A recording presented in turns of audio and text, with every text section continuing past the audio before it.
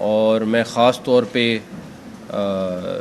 CTD KPK police की इस time mention करना बहुत ज़रूरी समझता हूँ कि उन्होंने उन तमाम लोगों को जो इससे लिंक्ड थे और जो मास्टरमाइंड थे, उनको तकरीबन आप समझें कि रात 3 बजे के करीब तकरीबन सारे लोग पकड़े जा चुके थे।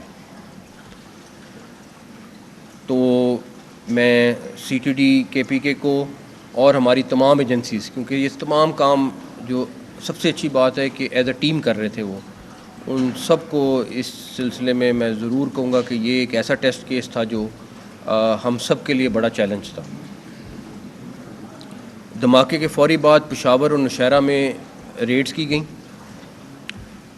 और उसमें से 4 फैसिलिटेटर्स जो थे वो पकड़े गए। और जो सबसे अच्छी बात हुई वो ये कि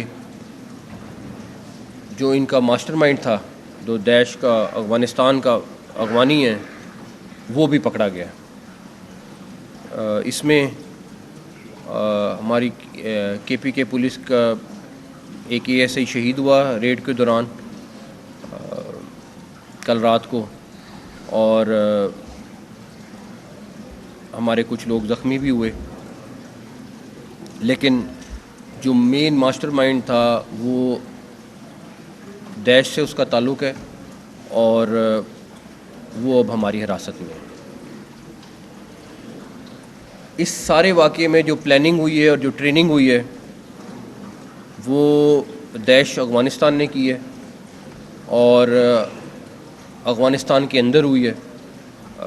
हमारे पास ये लोग मौजूद हैं जो हमें सारी डिटेल्स बता रहे हैं कि किस तरह इसको ले जाया गया और किस तरीके से इसको वहाँ पे ट्रेन किया गया।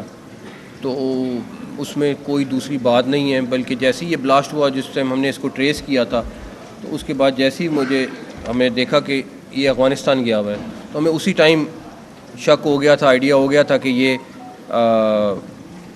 कहाँ पे जाएगी चीज़, और एंड में वही निकला। लेकिन इतनी उम्मीद नहीं थी कि हम इतनी जल्दी पहुँच सकेंगे, लेकिन हमारी लॉ इन्फोर्समेंट एजेंसीज़ ने कमाल का काम किया इसके ऊपर।